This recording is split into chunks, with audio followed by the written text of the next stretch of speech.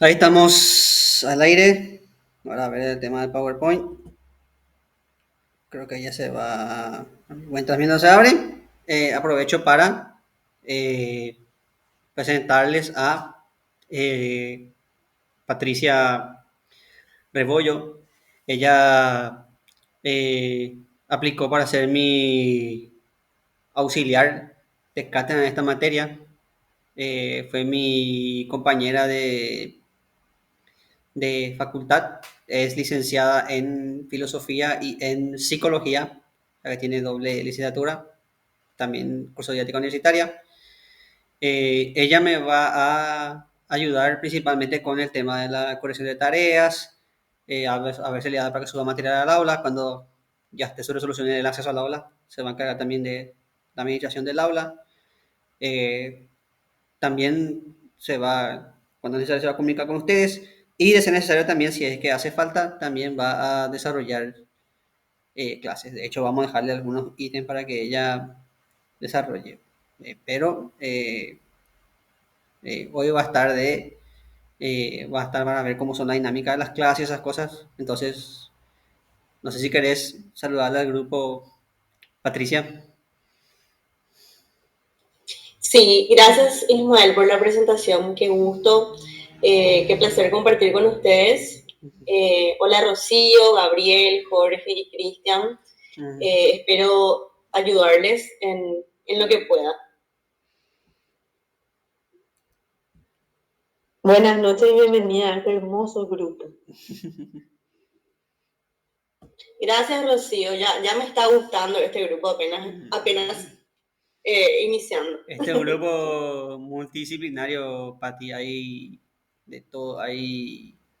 Eh,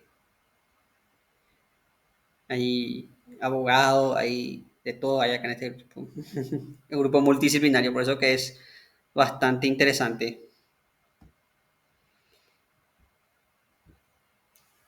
Bueno, ya hechas las formales presentaciones, eh, nos toca, vamos a lo que nos concierne, que es, hoy vamos a hablar de estos dos pensadores, eh, Maquiavelo y Thomas Hobbes.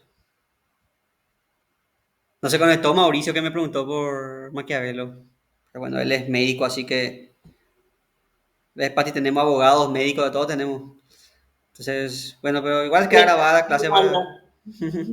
Igual queda grabada la clase para Mauricio, así que. Porque él estaba interesado en Maquiavelo y la otra vez cortamos el mambo, justo en el Renacimiento.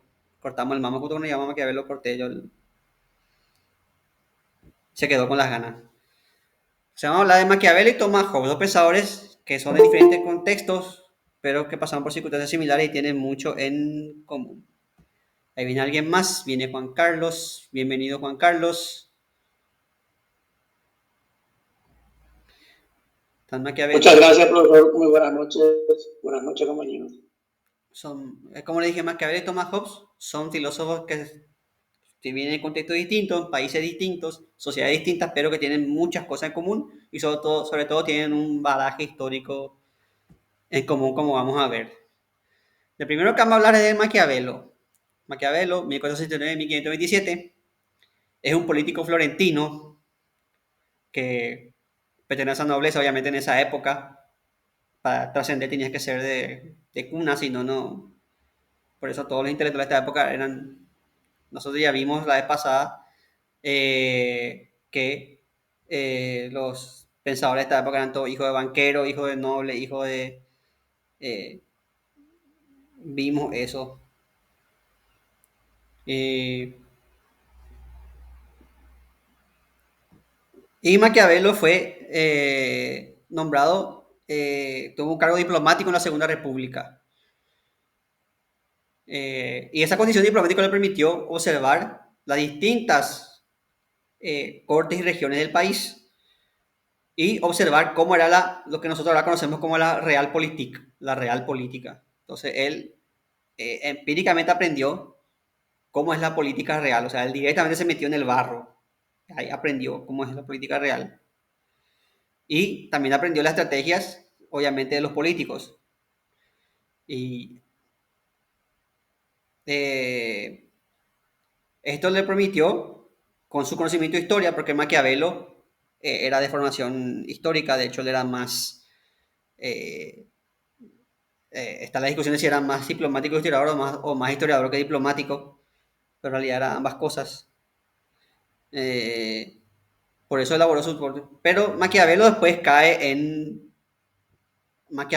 desgracia después, porque la República... Entonces Maquiavelo ahí cae en desgracia. Y justamente en el periodo que cae en desgracia está su mayor producción intelectual. O sea, él en vez de ponerse a llorar, él se dedica a escribir sus obras. Su mayor producción y su época de mayor producción fue cuando él cayó en desgracia. Por eso sí sé que El Príncipe es...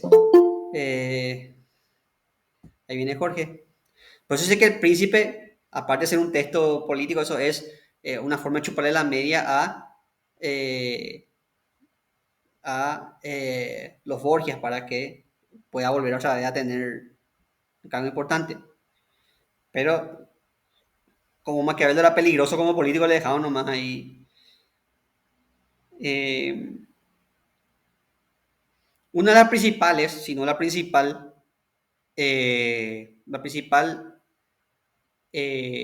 visión de Maquiavelo era su realismo político. ¿Qué quiere decir realismo político?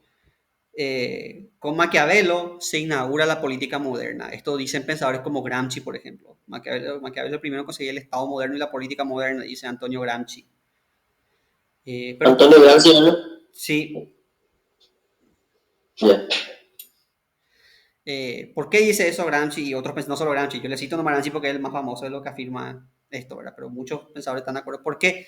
Porque con Maquiavelo empieza la política real. Antes de Maquiavelo, la política no estaba como una disciplina separada, sino que estaba en conjunción con la ética, con la política, con la ética, con la religión. En cambio, Maquiavelo fue el primer pensador que vio la política per se, o sea, la política por sí. Y fue el primero que le dio un carácter de real, que separó la política de la religión, de la ética. Voy a poner ejemplos. Por ejemplo, ¿cómo era la política de Platón? ¿Cómo era la política de Platón? Platón escribió un libro llamado La República, que se traduce, o sea, en realidad el libro se llamaba Politeia, pero Cicerón tradujo La República y como moló el título, dejaban La República así, se queda, se imprime, se queda, porque La República es un nombre romano, es res pública, la cosa pública. Bueno, pero el punto es, ¿qué es la República? La República es una utopía, es un estado ideal, es cómo tiene que ser la ciudad, eso es la República, cómo tiene que ser. Y lo mismo Aristóteles, si bien estaba en contra de la utopía de Platón, Aristóteles también dijo cómo tiene que ser el gobierno, cuál es la forma de gobierno ideal, cómo tiene que ser monarquía, cómo tiene que organizarse, o sea, cómo tiene que... En la Edad Media le tenemos a gente como Tomás Moro, que escribió su novela Utopía, o como Campanella, La Ciudad del Sol. Es cómo tiene que ser el Estado. Todo el mundo habla de cómo tiene que ser. Y Maquiavelo fue el primero que no habló de cómo tiene que ser, sino de cómo es el Estado. En Platón, Aristóteles, la sociedad tiene que estar bien jerarquizada para funcionar. Por eso Platón hablaba de un orden entre, por ejemplo, orden entre los filósofos, los guerreros y los productores. En pocas palabras, la sociedad de Platón era una sociedad de hormigas. Las hormigas se dividían también en productora, guerrera y la reina hormiga. Entonces, en Platón era una sociedad inamovible, era un móvil inmóvil. Aristóteles era más flexible que Platón, pero Aristóteles también decía que tenía que haber gente que mande y gente que... porque eso depende del funcionamiento de la sociedad. De hecho, Aristóteles defendía la diferencia entre amo y esclavo, porque si decía que siendo esclavo no iba a poder funcionar la sociedad. Después vino la Edad Media y vino Tomás de Aquino, que dijo que así como en el cielo hay una jerarquía, porque el cielo es jerárquico, el cielo está Dios por encima de todos, después están los ángeles, arcángeles, querubines, serafines y potestades, sea, hay toda una jerarquía de ángeles. Entonces, así como en el cielo hay una jerarquía, en la tierra también hay una jerarquía. Entonces, así como hay un Dios en el cielo, hay un Papa en la tierra. Así como hay ángeles, arcángeles, hay reyes, nobles. Entonces, el modelo de la tierra no es más que un reflejo del modelo ideal, que es el cielo. Eso decía Santo Tomás. En cambio, Maquiavelo agarra y dice, no, nosotros no tenemos que analizar, cuando hablamos de política, no tenemos que ver el cómo tiene que ser o cuál es el modelo, sino que lo que tenemos que ver es cómo es la realidad. Por eso es realismo político, porque es cómo es la realidad. La política es como es, no como tiene que ser. Entonces vos no puedes trabajar base a un presupuesto ideal. Es como es la realidad. Vos tenés que trabajar en base a lo que tenés, y lo que tenés es como es la realidad. Y la realidad en política dista mucho de la teoría política.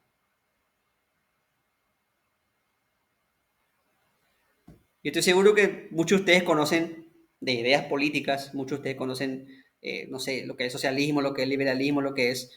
Y todas son ideas políticas, y todas son... Pero una cosa es el ideal de la sociedad que plantea el marxismo, el liberalismo, y otra cosa es la realidad de la política. Con esto estoy diciendo que el marxismo y el liberalismo sean utópicos, sino lo que estoy diciendo es que muchas veces un esquema no se adapta o no funciona, o tenés que hacer algunas concesiones para que ese esquema funcione en la realidad. Por ejemplo, Marx pensaba que el comunismo iba a venir en las sociedades industriales, como Inglaterra y Francia, pero el comunismo vino en sociedades industrialmente atrasadas como Rusia. O sea, el esquema no fue, no, al final no salió como Marx quería, sino salió como no funcionó la cosa, ¿no? Entonces, una cosa es lo que teoriza, otra cosa es lo que pasa de verdad. Y esto se puede hacer mismo, perdón, se puede hacer mismo en la política común. Vamos a suponer que vos querés cambiar el país. Todos queremos cuando somos, sobre todo cuando somos jóvenes y hasta ahora incluso, queremos cambiar el país. Por eso estamos acá. Todos queremos cambiar nuestro país. Queremos que haya menos corrupción, queremos que... Pero bueno, vamos a suponer que vos sos un político idealista y querés cambiar el país. Pero te das cuenta después que al entrar en el Congreso o al entrar en donde sea que te pongan en el cargo, donde quieras, aunque sea intendente, sea concejal, seas senador, diputado, vas a te dar cuenta que vas a tener que hacer concesiones con otros, vas a tener que tragarte sapos, vas a tener que tragarte cosas que no te gustan, porque la política la verdad funciona así. Vas a tener que aliarte con gente con la que vos jamás pensaste aliarte antes de entrar en la política, vas a tener que... Entonces, ¿por qué? Porque así es la realidad política. Una cosa es vos querés cambiar el mundo, otra cosa es cómo funciona el mundo.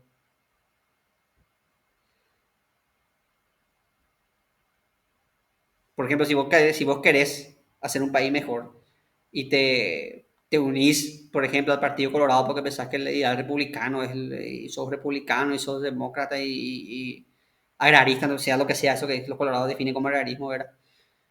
Pero te vas a dar cuenta que los colorados son corruptos, los colorados son... Y no pasa solo con los colorados, si vos militas, por ejemplo, en la izquierda, te vas a dar cuenta que la izquierda no es como vos creías cuando eras... Porque los políticos de izquierda también son corruptos, también roban, también... Entonces, una cosa es lo que el ideal que vos planteas y otra cosa es lo que te toca vivir de verdad. O sea, te toca la corrupción que es endémica y que abarca todo el aspecto de la sociedad, incluyendo la política. Te toca las deslealtades, te toca las alianzas con grupos que no... cuando se quiso el tema de la reelección, un sector de la izquierda salió con los colorados sin asco. Ahí no era, no, vos sos colorado narco, sos corrupto, cartista, ahí no había eso, ahí se abrazaron sin asco. Ahí no había diferencia política, ahí era un objetivo y ambos querían ese objetivo y así es la política. Esa es lo que se conoce como la real política, la política real. Y muchas veces nosotros no dimensionamos la distinción y muchas veces nosotros, no solo en la política, sino que muchas veces, en muchos factores, muchas veces nosotros idealizamos las cosas y nos damos cuenta de cómo son las cosas de verdad. Cuando vos mirás de afuera es, sí, yo voy a cambiar el mundo, pero te das cuenta que... Y no estoy siendo pesimista, no estoy diciendo que no podés cambiar el mundo, no estoy diciendo que... Lo que estoy diciendo es que no, es como vos idealizás. No es que vos te vas a meter y que vas a romper con todo y que todo el mundo después te va a seguir y que el pueblo te va a apoyar. No es así. Y Maquiavelo decía eso. Bueno, tenés que trabajar con cómo vos querés que sea la política. Vos tenés que trabajar con cómo la política es. Y por eso tenés que saber maniobrar, tenés que saber desenvolverte, tenés que saber actuar en consecuencia de eso. Por eso Maquiavelo es el padre, vamos a decir, de la ciencia política, porque Maquiavelo también, pero vamos a seguir acá todavía. Maquiavelo también es otra cosa importante. Maquiavelo independiza la política de la religión. Con Maquiavelo dice que la iglesia no tiene nada que ver con el asunto del Estado. La iglesia se encarga de las almas, la política se encarga de los problemas reales del Estado. Entonces la iglesia no tiene que meterse en el asunto del Estado, justamente por eso que acabamos de hablar, porque la iglesia es una institución que eh, es problemas abstractos, Dios, el alma, en cambio, la política tiene que lidiar con problemas concretos. Por eso la iglesia tiene que separarse. Aparte, también Maquiavelo separa la ética de la política. Y eso da para un debate serio. ¿Es correcto o justo separar la ética de la política? ¿Los políticos tienen que tener ética o no tienen que tener ética? Porque por un lado, Deberían ética. ahí está Cristian, deberían. Pero como yo te expliqué, muchas veces en política tenés que jugar sucio. Y muchas veces si vos no jugás sucio no vas a llegar lejos y no vas a imponer tus ideas. Entonces, y con esto no estoy diciendo yo estoy a favor de que los políticos tengan ética. O sea, para mí los políticos tienen que ser personas íntegras, con valores, pero como estamos hablando de Maquiavelo, eso es lo que tiene que, no lo que es. Y bueno, la realidad tiene que trabajar con lo que es. Profesor, ¿Sí? hay una diferencia entre la política de Platón y Maquiavelo. Platón, su política, por ejemplo, aparta hasta los músicos, los poetas, todos los sinvergüenzas que ha habido por haber para llevar un ideal. Sí. Sin embargo, Maquiavelo te orienta a conformarte con lo que hay y aguantar, como usted dice, comer sapos y culebra. No Sí. sería necesario mirar de otra visión, mirando una visión paraguaya, por ejemplo, es lo que vivimos actualmente. Pero si miramos en una visión como Suiza, Singapur y demás, ya en China, ya un poco se ve corrupto por ahí. Claro, claro. Pero eso es otra realidad política. A mí me encantaría, por ejemplo, implantar la reforma educativa de Suecia o de Finlandia, pero acá falta mucho para implantar eso. Si vos agarráis y exportás un modelo educativo así de golpe, no va a funcionar acá en Paraguay, porque faltan muchas cosas. Para empezar, un modelo educativo como el de Finlandia o Suecia necesita mayor impuesto. Y acá subir impuestos, lo único que vas a ganar, en vez de que se vaya a la educación, se va a ir al bolsillo de los... Allá no, porque allá hay un control de las empresas, de todo. Entonces, los políticos no tienen tanta facilidad ahí para transfugar la plata, ¿verdad? Pero acá no hay nada. Entonces, si vos querés implementar una política educativa en donde el Estado mantenga la educación, tiene que ser un Estado eficiente. Me encanta tu ejemplo, Cristian, porque no es que Maquiavelo estaba en contra de la ética. Lo que él te decía es que muchas veces con el buenismo, con tu siendo ético, siendo correcto, no vas a llegar lejos. Porque los otros te van a joder, porque los otros juegan sucio. Si vos estás jugando un juego de carta, de lo que sea, un fútbol o algo así, y los otros están haciendo trampa, ¿cómo vas a ganar vos si están haciendo trampa? Entonces la forma de ganar es haciendo trampa vos también. Por eso que en la ética vos tenés que separar la religión, tenés que separar tu creencia religiosa, tenés que separar tus prejuicios éticos y tenés que trabajar con lo que hay. Si hay que jugar sucio, hay que jugar sucio. Si hay que jugar limpio, hay que jugar limpio.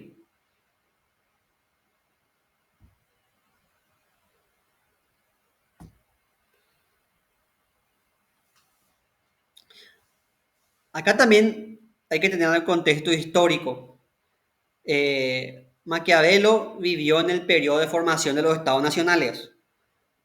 Ustedes saben que los estados nacionales son una invención prácticamente tardo medieval moderna. El Imperio Romano o Grecia no era un estado como nosotros tenemos modernamente, un estado moderno. Grecia era un conjunto de polis, o sea, las ciudades, cada ciudad tenía autonomía, Esparta tenía sus leyes, Atenas tenía sus leyes. Eh, por supuesto compartían cultura, lengua común y esas cosas y se aliaban incluso cuando había guerra con los persas, por ejemplo, se aliaban entre todos, pero cada ciudad era una ciudad aparte, no era un concepto de estado moderno como ahora. En la Edad Media tampoco había estado, había reinos. De hecho, en la Edad Media, por ejemplo, no existía España como tal. O sea, había una región España, pero España no era un país como tal, sino que había el reino de Castilla, el reino de Aragón, el reino de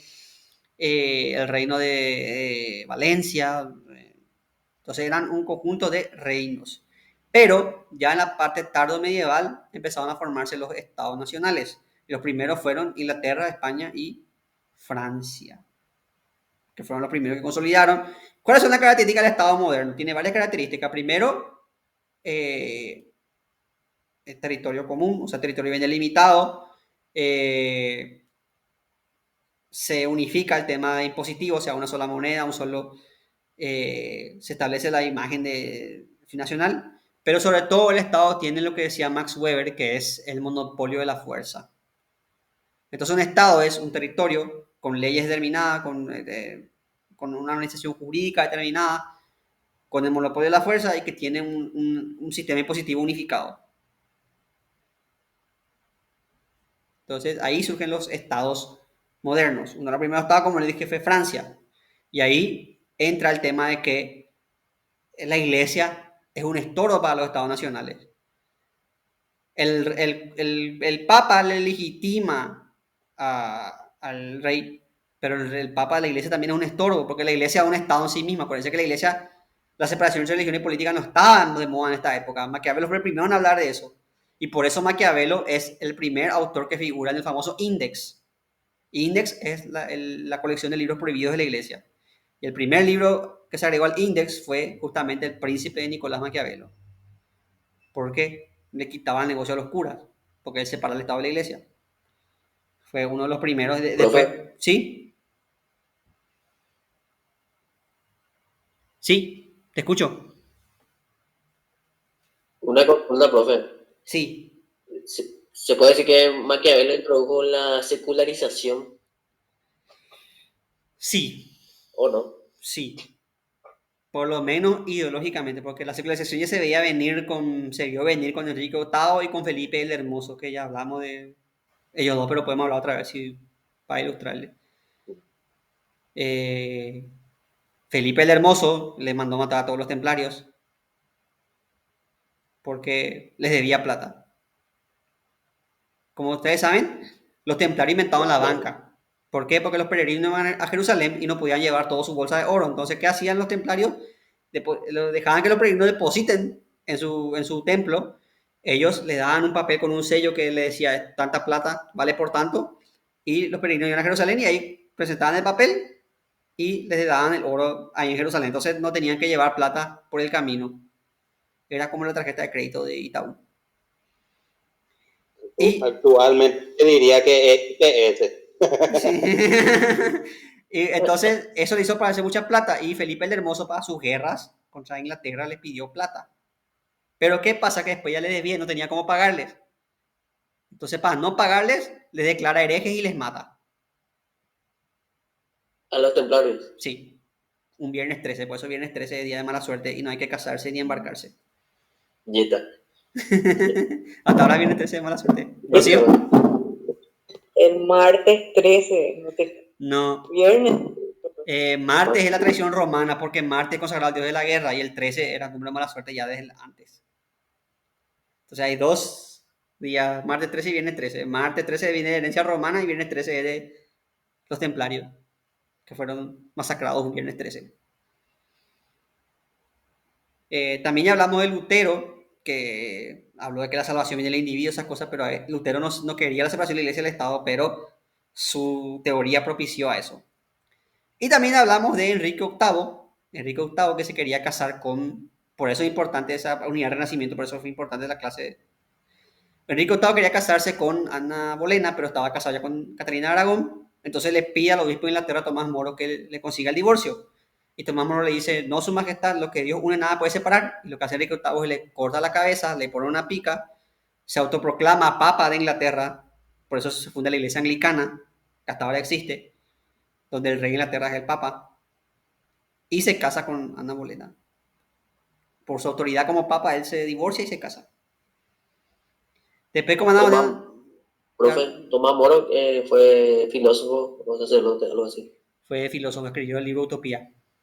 Ah, De él hablamos ya. cuando hablamos de las utopías. Y Enrique VIII le cortó la cabeza y puso su cabeza en una pica para ser exhibida. Y se casó con Ana Bolena, pero Ana Bolena no le dio tampoco hijos y le mató también a Ana Bolena y porque no le dio hijo varón. En esa época no se sabía que el gen que divide el sexo de los bebés es masculino. O sea que era su culpa, no culpa de Ana Bolena. Si hubiese sabido, si hubiese estudiado ciencia. Pero bueno, el punto es que en esta época se empezó a separar el Estado, pero fue Maquiavelo el primero que teorizó eso, que dijo, la iglesia es una institución de Dios y se encarga de las almas humanas y el Estado se tiene que encargar de hacer los problemas reales de las personas, por tanto, tiene que separar. La iglesia y el Estado tiene que ser cosas separadas. Uno tiene que guiar a los siervos, a los hijos de Dios, y otro tiene que guiar, otro tiene que solucionar los problemas reales. Otro contexto de Maquiavelo es que él vivió, si bien, como le dije, vivió en la formación de los estados nacionales. Se está estableciendo los estados modernos y Maquiavelo fue un visionario porque mientras Francia, España y Inglaterra se unificaban, Italia permanecía como un conjunto de ciudades-estados que tenían todos guerra entre sí. A veces la iglesia metía la pata y a veces los italianos salían con otros países para cagar a otro italiano. Por ejemplo, salían con los franceses para cagar a otra ciudad de Italia o salían con los alemanes para cagar a otra ciudad de Italia. Entonces, Italia era un país dividido, un país fragmentado, un país lleno de pequeñas ciudades autónomas que se peleaban entre sí. Entonces Maquiavelo ve esto y Maquiavelo se da cuenta, porque es visionario, se da cuenta que los otros países se están adelantando y se están unificando y Italia sigue dividida. Entonces Italia va a quedar débil ante las potencias extranjeras como Francia, como España, como Inglaterra, que están unificándose. Y Maquiavelo vio eso porque después vio que todos los otros estados, Rusia, se empezaron a unificarse y el resultado de eso fue que Italia se unificó tarde. De hecho, Italia y Alemania son los últimos países de Europa en unificarse y esto causa que Italia pierda su estatus, porque Italia en el Renacimiento era una potencia. Fíjese usted, Italia en el Renacimiento era Leonardo, el David. De hecho, cuando yo digo la palabra Renacimiento, ustedes probablemente se imaginen algo de Italia. O se imaginen Leonardo, o se imaginen el David de Miguel Ángel, o se imaginen la Capilla Sistina, pero el Renacimiento, o Botticelli. Pero yo digo Renacimiento y ustedes directamente van a asociar imagen mental con algo de Italia. Pero Italia perdió, Maquiavelo advirtió de eso. Y nadie le escuchó. Italia perdió por estar en guerras internas, Italia pierde. Y Alemania también. Alemania por las guerras de religión, por el conflicto entre católico y protestante, Alemania también pierde la autonomía. Y eso causa que Italia y Alemania sean los últimos países en unificarse. Por eso no es coincidencia que el fascismo y el nazismo surjan en ellos, porque ellos, al ser los últimos, quieren recuperar la grandeza de y como no tienen colonia, no tienen nada, entonces quieren la expansión territorial. Entonces, podría decirse que Maquiavelo ya vio venir el problema que se venía y que explotó en la Segunda Guerra Mundial. Maquiavelo decía, Italia era fuerte con Roma. Tenemos que volver a la grandeza del Imperio Romano y para eso tenemos que volver a unificarnos. Si no nos unificamos, vamos a perder nuestra hegemonía. Vamos a perder nuestro lugar como potencia europea. Y dicho y hecho, Italia perdió su lugar como potencia europea. Porque después fue cuando demos la ilustración, vamos a ver que el eje se va a a Francia, se va a Inglaterra, ahí esos son los centros culturales después del mundo. Italia se quedó atrás. ¿Por qué? Porque perdió tiempo en reyertas internas y también porque la iglesia metió la pata, vamos a ser sinceros, la iglesia también metió la pata y Italia tuvo la mala suerte de tener al Vaticano en su territorio. Entonces, por eso entonces Maquiavelo vio eso, él anticipó eso, pero nadie le hizo caso, entonces eh, Italia quedó relegada. Ahora, lo que Maquiavelo decía es que Italia tiene que unificarse para volver a la grandeza que tenía. Y por eso Maquiavelo se mostró partidario del absolutismo. Maquiavelo decía que un gobierno absolutista sostenía que el príncipe debía establecer un poder absoluto, debía tener el poder sobre todo. Porque de esa forma solamente se iba a poder lidiar con la corrupción y las reyertas internas. O sea, se tenía que unificar el país a la fuerza. Y para ello el príncipe debía hacer todo lo mismo imposible. Si había que hacer alianza, hacer alianza. Si hay que hacer guerra, hacer guerra. Si hay que hacer trato injusto, hacer trato injusto. Si hay que someterla, someterle. Ismael, ¿Sí? digamos que a partir de ese contexto histórico y político se comprende más que nunca, digamos, el príncipe, ¿verdad? O sea, ¿por qué, digamos, plantea esas formas, digamos? Claro que sí, ¿verdad? Tiene que ver, todo que ver con este contexto político tan caótico que estaban viviendo en ese momento. Sí. Esto muy buen aporte, Patricia. Esto no solamente se ve con Maquiavelo, sino que se ve con Hobbes. ¿Por qué? Porque en la época del surgimiento de los estados nacionales tiene que haber una figura unificadora. Y se ve eso en un gobernante, en alguien poderoso. Usted tiene que tener en cuenta que en esta época, para unificar el Estado, primero tenías que deshacerte de la iglesia. Que es lo que hizo Enrique VIII y lo que quiso hacer Felipe el Hermoso, pero después o sea, le funcionó, pero no a corto plazo, sino a largo plazo a Felipe. Enrique VIII cortó de raíz enseguida.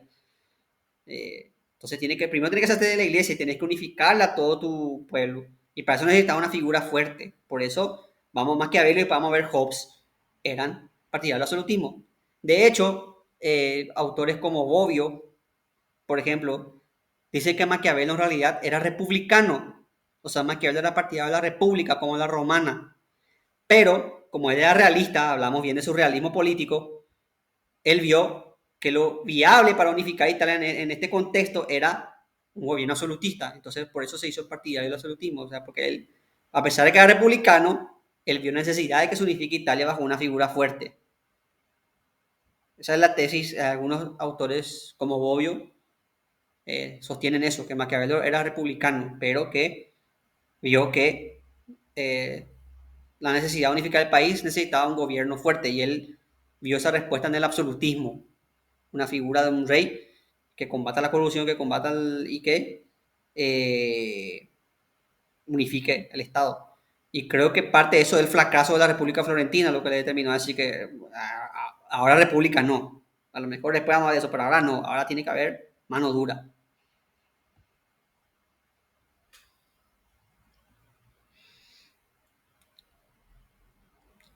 Consecuente con esto, Maquiavelo propone una antropología. Y la antropología de Maquiavelo es consecuencia de su realismo político y de su filosofía política. Primero, hay que hablar de que Maquiavelo rechaza la teoría del hombre como ser social, como social por naturaleza. Acuérdense ustedes que tanto Aristóteles como Santo Tomás decían que el hombre es animal político, zoopolítico. O sea que nosotros por naturaleza somos sociales. Un hombre que no vive en sociedad, decía Aristóteles, es una bestia. Si a mí me criara si yo fuese criado por una comunidad de monos, por una, no sé cómo se dice, no es jauría, no es, bueno, por un grupo de monos, si a mí me criasen monos, yo no podría hablar, ni siquiera caminaría como humano, caminaría como un monito. No sería humano, o sea, sería humano en genética, pero nada más. Entonces, una persona que no vive en sociedad, no es. Pero Maquiavelo dice que no. Maquiavelo dice que niega la naturaleza social y dice que la sociedad es un producto artificial. que nosotros nos juntamos porque tenemos que estar juntos. No es porque somos naturalmente juntos, sino que porque nos conviene juntarnos. Maquiavelo también afirma que el hombre no es bueno ni es malo, sino que obra por su interés. Una persona te ayuda porque le conviene ayudarte. Una persona no te ayuda porque no le conviene ayudarte. Una persona siempre hace algo en función, decía Maquiavelo, a su interés. Por eso nosotros en la política y en la vida tenemos que manejarnos con cuidado, porque el que uno obra por sus intereses le hace susceptible a la traición, a la corrupción, etc. ¿Por qué? Porque todos remamos hacia nuestro propio molino, todos tiramos agua en nuestro propio molino. Entonces, si eso implica vaciar el agua de tu molino, vamos a vaciar el agua de tu molino. Maquiavelo no era radical, así como Hobbes, como vamos a ver Hobbes después, que decía que el hombre era malo. Maquiavelo decía que no es ni bueno ni malo, sino que el hombre obra por conveniencia. Cuando al hombre le conviene ser bueno, por ejemplo, cuando nos conviene asociarnos para hacer una obra, por ejemplo, queremos hacer queremos un día juntar nosotros como vecinos y limpiar todos los criaderos de mosquitos. Nosotros no hacemos eso por altruismo, hacemos porque nos conviene, porque no queremos tener dengue. Entonces nos asociamos por conveniencia. Pero cuando no nos conviene, no nos asociamos. Por ejemplo, si queremos que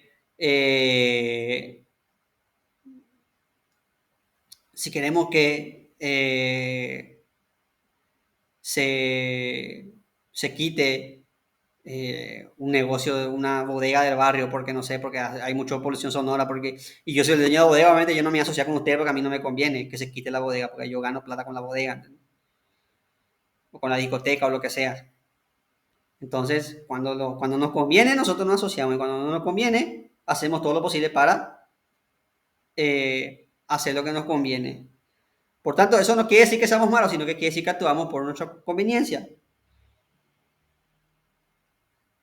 Por tanto, el príncipe tiene que saber eso. El príncipe tiene que ser, decía Maquiavelo, tiene que ser un león y un zorro. Tiene que ser un zorro astuto y un león cuando tiene que atacar. O sea, tiene que atacar, saber cuándo atacar y saber cuándo proceder con astucia. Pues tiene que ser astuto y prudente y tiene que saber cuándo utilizar la fuerza.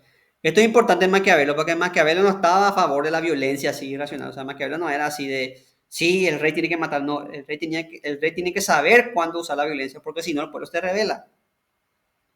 Pues tiene que saber cuándo usar la violencia. Y eso viene, decía Maquiavelo.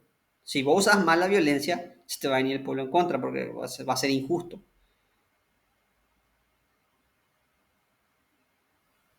Entonces vos tenés que saber, decía Maquiavelo, a quién atacarle y cuándo.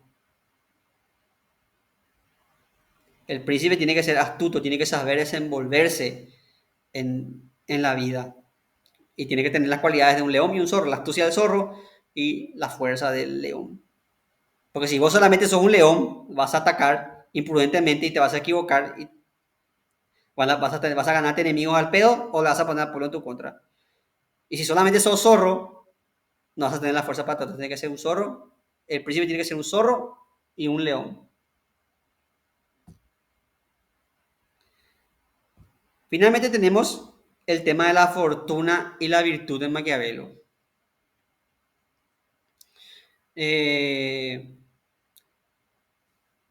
Maquiavelo plantea una visión diferente de la virtud, que difiere tanto de la moral antigua como de la moral tradicional. Si nos retrotraemos a la ética de los antiguos, de los griegos, ¿qué era la virtud? ¿Qué era la virtud para los griegos? Bueno, voy a hacer un breve review para que ustedes vayan contextualizándote. Empezamos con la primera persona que habló de la virtud, que es, o sea, no la primera persona que habló, sino que el primer registro que en filosofía que tenemos es Sócrates. Sócrates tenía una ética intelectualista. Decía que la gente no es mala, sino que es burra. Para Sócrates, el hombre no hacía el mal por hacer el mal, sino que el hombre hace el mal por ignorante.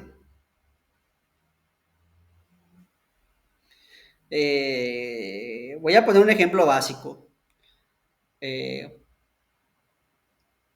un político, pongan el color, el partido, la ideología que quieran ustedes, un político que roba plata. Ustedes piensan, no, profe, ese es un corrupto, ese es un mal tipo. En realidad, para Sócrates, ese político no es un mal tipo, sino que es un ignorante. Porque al final está cagándose a sí mismo, porque esa plata que él roba, va para las carreteras, va para la educación, va para la salud. Y vos decís, pero profe, no le importa si él tiene super auto, pero sí o sí, a la larga le va a ir en contra. Voy a poner un ejemplo. Todos los políticos tienen empresas, algunos incluso están asociados con supermercados, esas cosas. eh, y esa empresa tiene que llevar mercadería, tiene que trasladar cosas. Y con el estado de las rutas, esa empresa constantemente está perdiendo plata porque tardan lo que te toma media hora, lo que tendría que tomarte media hora, te tarda 2 horas. Literal, voy a llegar a Capiatá en 2 horas. El transporte público hace que la gente no pueda ir eficientemente a trabajar. Eso se traduce en menos recaudación y lo que les caga a ellos porque ellos pueden robar menos. También otro ejemplo es la educación. La educación, porque vos decís, no, profe, pero si a ellos no les importa eso. El problema es que a sus hijos o a los hijos de sus hijos le van a enseñar profesores. Y la pésima educación va a llegar a hacer a que tenga pésimo profesor. Entonces, tarde o temprano, les juegan en contra. Otro tema que se dio mucho en la pandemia, el tema de la salud. Por la pésima infraestructura de salud, ni con plata vos podías conseguir cama algunas veces. Ni con plata. ¿Cuántos políticos no habrá visto ahí que con la plata del mundo se habrán quedado así preocupados por si había cama o no había cama? Entonces Sócrates decía eso. Ahora, San Agustín, ya le criticó a Sócrates. San Agustín dijo, no, muchas veces veo el bien, pero sin embargo hago el mal. Muchas veces yo sé que está mal, pero sin embargo hago. Yo sé que si tomo en exceso el fin de semana voy a amanecer mal con resaca, me va a doler la cabeza. Pero de todas formas, ese es un ejemplo. De todas formas, lo haces y amanecer el domingo y decís, nunca voy a tomar otra vez y después el siguiente fin de semana está otra vez. ¿Ven? Muchas veces se hace el bien, pero sin embargo. Muchas veces vos sabés que está mal, pero lo haces de todo modo. Decís, ¿para cuándo la vida? No tenés que comer hamburguesa porque estás con colesterol alto, estás subiendo de peso. Vos decís, ¿para cuándo la vida? Y le metes tu... Por eso, para San Agustín, Sócrates era muy ingenuo. Pero San Agustín igual hablaba de las virtudes, que son obviamente las virtudes cristianas, ¿verdad? O sea, sigue con el tema de la virtud. Pasamos de Sócrates a Platón, que para Platón que era la virtud la justicia. Y la principal virtud es el bien, porque lo bueno es bello y lo bello es justo. Pongo el ejemplo de un Ferrari. Un Ferrari es un auto bello, ¿verdad? Un Ferrari es un hermoso auto es. No solamente Ferrari es bello, sino que porque es bello es bueno. Es un auto eficiente. Te lleva del punto A al punto B en, con una rapidez. Y al ser bello está proporcionado, por tanto es justo. Acuérdense que el justo para Dios obra proporcionado. Entonces, lo bello es bueno, lo bueno es justo. Y entonces eso es lo virtuoso. La virtud es la belleza, la justicia. Son las virtudes para Platón. Por eso la sociedad justa es la sociedad ordenada, donde cada ciudadano cumple su rol. Y después tenemos a Aristóteles, que decía que la virtud es la justa medida.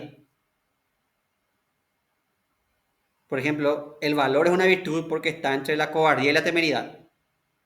El cobarde es el que no hace nada. El temerario es el que se tira sin pensar en las consecuencias. El valiente, en cambio, es una persona que actúa, pero sabe cuándo actuar. Lo mismo, un intermedio sería el ahorro. El ahorro es una virtud porque está entre el derroche y la avaricia. El avaro que junta plata, está ahí con su plata y nunca gasta, quiere ahorrar, y después se muere y se queda su plata ahí. El derrochador es el que apenas cobra, ya está gastando y después ya, antes de la quincena ya no tiene más plata. En cambio, el ahorrador está en el medio, porque no es un avaro, pero tampoco derrocha, entonces está en el medio. Entonces la virtud es un medio entre dos extremos, para Aristóteles. Después tenemos los filósofos cristianos, que obviamente están las virtudes cristianas, los mandamientos y todo eso. Pero Maquiavelo sale de ese concepto, porque Maquiavelo deja de concebir la virtud como una disposición para hacer el bien.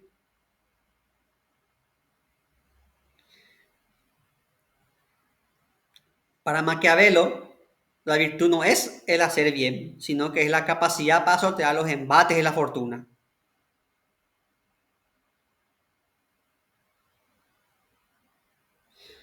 ¿Qué quiere decir eso? Que la virtud es la capacidad que vos tenés de sortear lo que te pasa. Cuando la fortuna te trata bien, vos sabés sortear eso. Y cuando se te da la vuelta a las cosas, vos sabés sortear eso. O sea, esa es la virtud, la capacidad de prevalecer a pesar de los embates de la fortuna.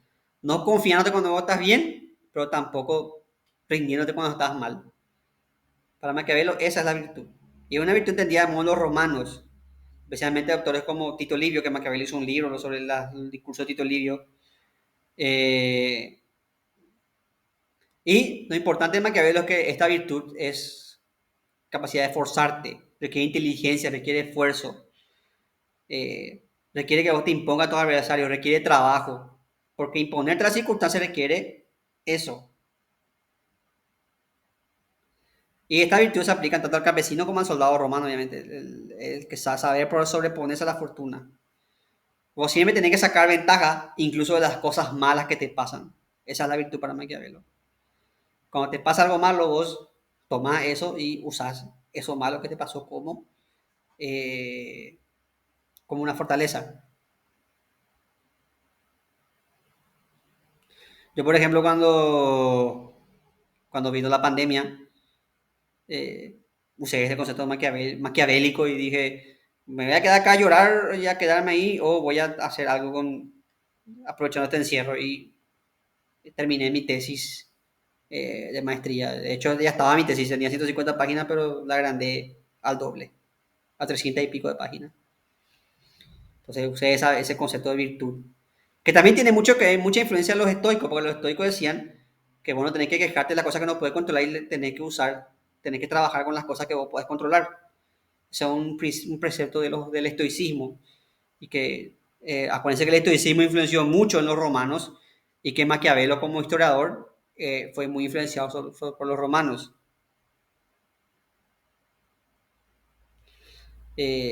Por eso que Maquiavelo, el estado de Maquiavelo, la Italia de Maquiavelo, era una Italia inspirada en los romanos. O sea, él quería grandes líderes como fueron los romanos. También hablaba de otros líderes no romanos, como Moisés, por ejemplo, que para Maquiavelo fue un gran estadista, Moisés. Bueno, un estadista en sentido de líder tribal, porque Moisés fue un líder tribal. Entonces, para Maquiavelo, Italia tenía que volver a ser lo que fue Italia en el Imperio Romano, tenía que volver a la grandeza de Roma. Y por eso tenía que valerse los grandes hombres. Y la unificación de Italia era la razón de Estado. Y por eso se necesitaba un gobierno absolutista, para que la razón del príncipe sea la razón de Estado. No por el príncipe, sino por el Estado italiano. El fin, la razón de Estado, justifica los medios. Italia se tiene que unificar a cualquier precio. Esa es una frase que en realidad Maquiavelo nunca dijo. De hecho, nunca está en la traducción del fin justifica los medios. Maquiavelo nunca dijo eso, pero se usa esa frase para explicar su filosofía. Él lo que decía es que la unificación de Italia sí se tiene que hacer por cualquier medio. Porque, como les dije, Maquiavelo fue un visionario, y él vio que Italia iba a perder su preponderancia si no se unificaba. Y de hecho, tuvo razón. Italia pasó de ser el centro cultural que fue en el Renacimiento, pasó después a ser sustituido por Francia, por ejemplo.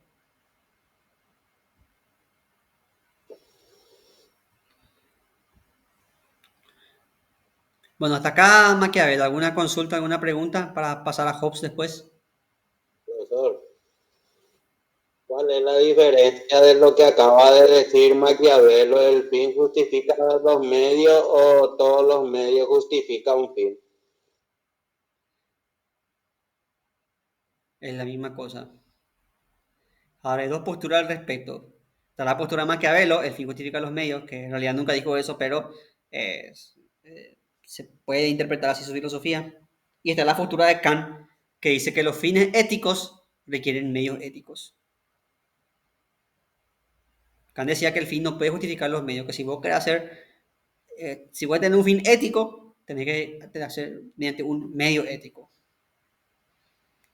Si vos querés eliminar la delincuencia, no podés eliminar la delincuencia matándola a todos los delincuentes. Por ejemplo.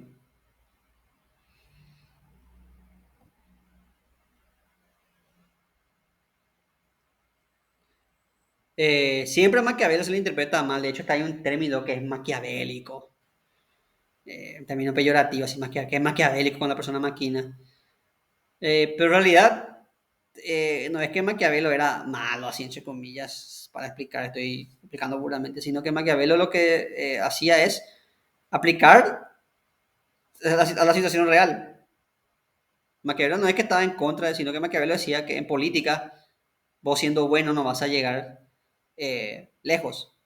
Y eso decía en base a su experiencia, en base a lo que él vivió, porque él, como le dije, fue diplomático, entonces él conocía todas las mañas y todo lo que era por dentro de la política italiana. Entonces él llegó a conocer de fondo, él vio la política real. Porque una cosa cuando vos estás fuera de la cancha, otra cosa cuando vos estás en la cancha.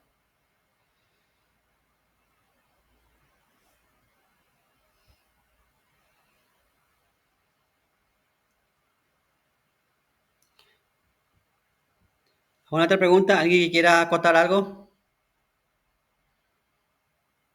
Antes de pasar a Thomas Hobbes.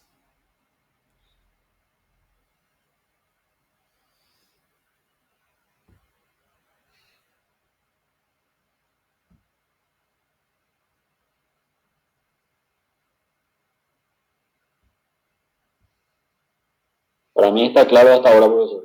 Muy Perfecto. interesante. Perfecto. Bueno, ahora vamos a hablar de otro político que el mismo contestó Maquiavelo, Thomas Hobbes. ¿Cuáles son las principales ideas de Thomas Hobbes?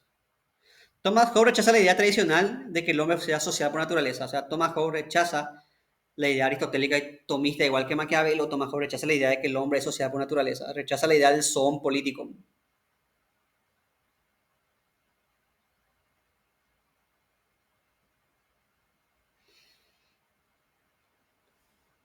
Esperen un momentito.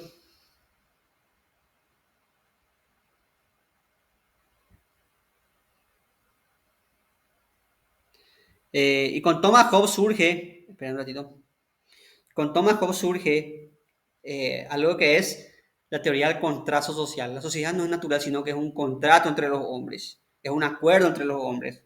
Esta noción surge con Thomas Hobbes y va a estar a lo largo de toda la modernidad, como vamos a ver. De hecho, hay otro señor más adelante que va a escribir un libro que se llama El contrato social. ¿Qué es la teoría del contrato social? La sociedad no es algo natural, la sociedad es artificial y se da por interés mutuo. O sea, los humanos no somos sociales por naturaleza, sino que somos sociales por interés. Nos juntamos para beneficiarnos mutuamente. Esa es la finalidad de la sociedad.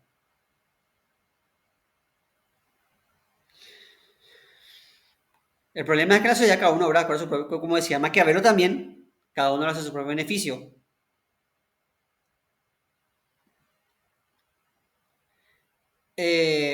Hobbes también toma el tema cristiano de que todos somos iguales ante la naturaleza, pero Hobbes dice, lejos de decir que eso es bueno, Hobbes dice que eso es malo.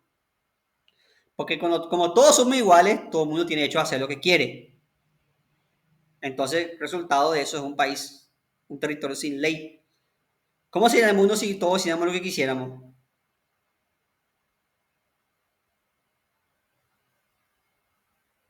Esto causa siempre prejuicio o reyerta, porque muchos siempre desean lo mismo, entonces siempre hay peleas, siempre hay juicios, siempre hay reyertas. El resultado de esto es el estado de guerra. El estado de guerra es por lo siguiente: al ser todos iguales y tener todas las mismas capacidades, y al querer todo lo mismo, porque todos los seres humanos básicamente queremos lo mismo, todos queremos básicamente comida, pareja, recursos. Entonces siempre nos vamos a pelear por lo mismo, por eso hay peleas territoriales, por eso hay peleas. Entonces, lo que dice Hobbes es que en la naturaleza, en estado natural, es un estado de guerra, un estado de todo, porque todos somos iguales y todos peleamos por lo mismo. El hombre, decía Thomas Hobbes, el hombre entendido como humanidad, no como individuo sexo masculino, el hombre es el lobo del hombre. La naturaleza, el estado de naturaleza es un estado de guerra eterna. ¿Por qué? Porque todos vivimos peleándonos por los recursos, vivimos peleándonos por sencillamente el miedo al otro, vivimos peleándonos por pareja o por cualquier cosa que el otro quiera. Y como no hay ley, todos pueden hacer lo que quieren. Ustedes pónganse a pensar, ¿qué pasaría si no hubiese leyes? ¿Cómo sería la sociedad si no hubiese leyes? Si ustedes pudieran hacer lo que quisieran, si todos pudiesen hacer lo que quisieran. Creo que sería una sociedad donde sería muy difícil salir de casa, porque no habría consecuencias legales porque te roben, porque te violen, porque te maten. Entonces sería un estado muy difícil.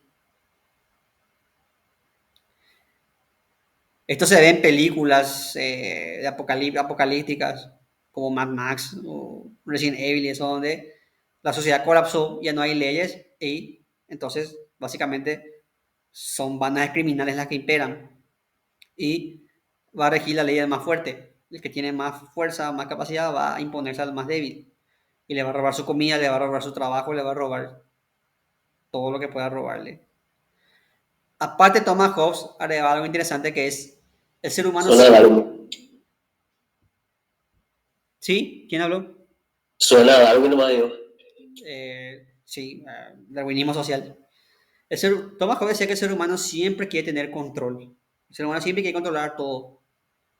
Y esa necesidad de control, incluso esa necesidad de control nos obliga a atentar contra los seres humanos. Porque si hay un árbol de manzanas, ahí sí, si acá en mi patio hay un árbol de manzanas, yo quiero asegurarme que esas manzanas sigan ahí porque son comida segura para mí. Pero si hay otra persona ahí al lado, yo no sé si esa otra persona va a agarrar mi manzana. Entonces, de forma preventiva, lo que hago es garrotear a esa otra persona para que no coma mi manzana. El ser humano siempre quiere tener el control. Por eso nosotros siempre luchamos por tierra, porque el ser humano siempre quiere que todo esté ahí para él. Entonces, aunque haya manzana patada, vos querés asegurarte que el otro no coma esa manzana, decía Tomás Hobbes.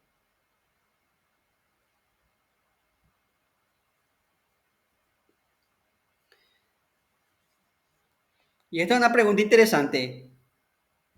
Si no hay ley, el hecho de que cuando no hay ley, por ejemplo, los países en guerra, los países que se ve lo peor de los humanos, eso demuestra que Hobbes tenía razón o no demuestra nada.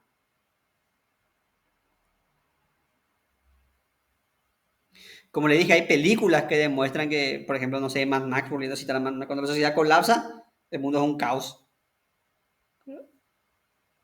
Y la gente se pelea por los pocos recursos que quedan. Entonces, para Hobbes, eso es cierto, la naturaleza humana. Ahora, acá hay un pequeño inciso. ¿Por qué Hobbes pensaba así?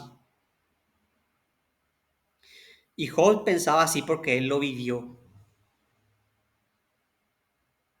Hobbes vivió la época más turbulenta de la historia inglesa, que es la guerra civil entre católico y protestante, la guerra civil inglesa.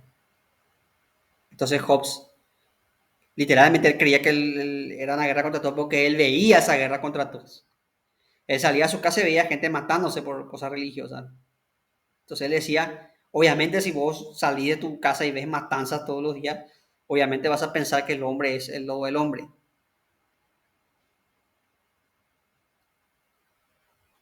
Entonces ven cómo Hobbes, las circunstancias de Hobbes son las mismas que las de Maquiavelo.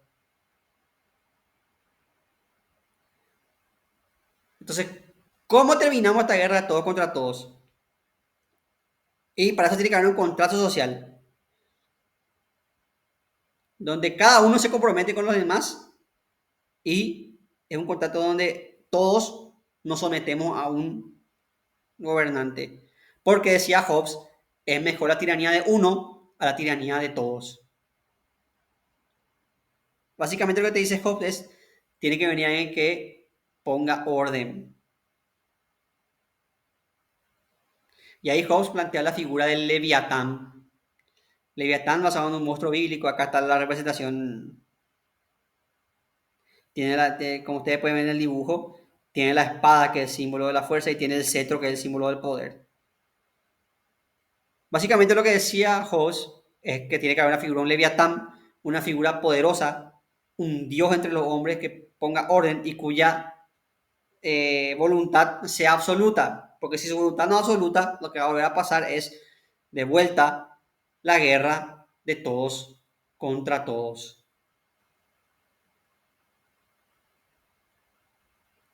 Eso es lo que va a pasar si se deja al arbitrio del Leviatán. Si se deja al arbitrio de de la guerra entre todos, vamos a matar entre todos. Entonces es mejor la tiranía de uno que la tiranía de todos. Y por eso surge la figura del Leviatán. ¿Qué es el Leviatán? Hobbes compara al Estado como un Leviatán, o sea, el monstruo bíblico, que es símbolo de un poder inconmensurable. Un Dios mortal a quien debemos, bajo el Dios inmortal, nuestra paz y protección. Lo que Hobbes decía es, lo que después dijo Maxwell, el Estado tiene que tener monopolio de la fuerza.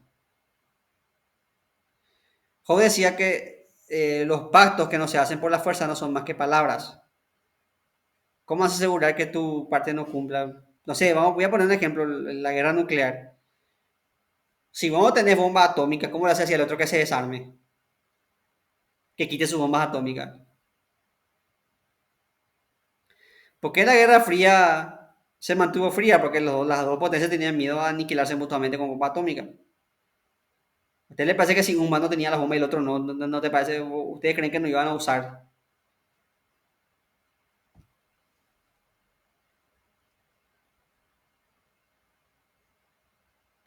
Entonces lo que decía Hobbes es que el pacto, este contrato, consiste en renunciar a tu derecho para tener paz. Esto es polémico. Renunciar a tu libertad para tener paz.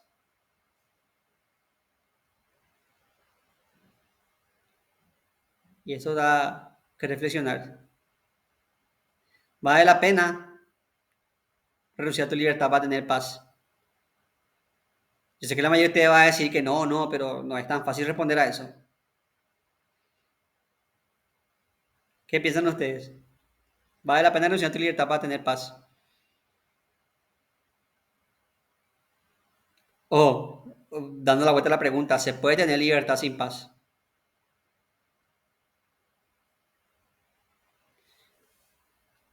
Quiero escucharle a ustedes, chicos.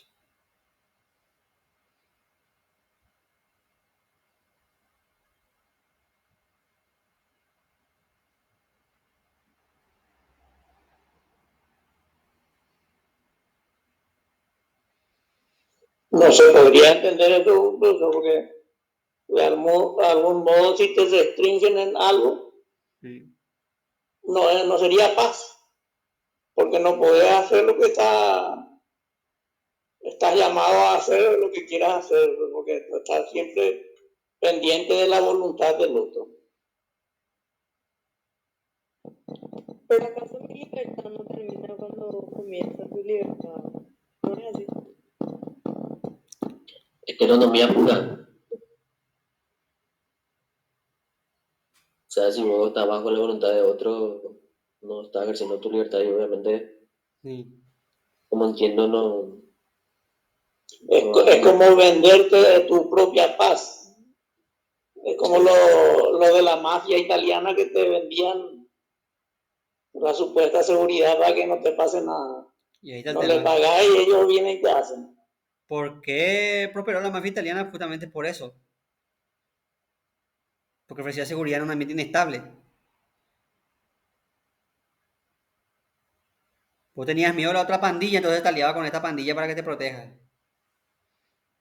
Y ellos te ofrecían paz, te ofrecían protección. Es como la policía.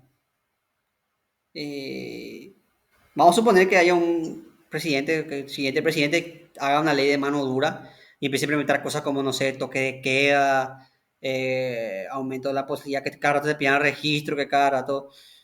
Obviamente eso va a ser algo totalmente negativo. La policía siempre es... Y que se va a dar arbitrariedad, se va a dar... eh, pero yo te puedo asegurarles y puedo decirles que mucha gente va a aplaudir eso. De hecho, vos siempre tenés que ver nomás los comentarios cada vez que hay un asesinato o cosa, la gente pide pena de muerte, mano dura, pide... ¿Por qué? Porque la gente está cansada de que venga, de que vos tengas que salir con miedo a ser asaltado, la gente está cansada.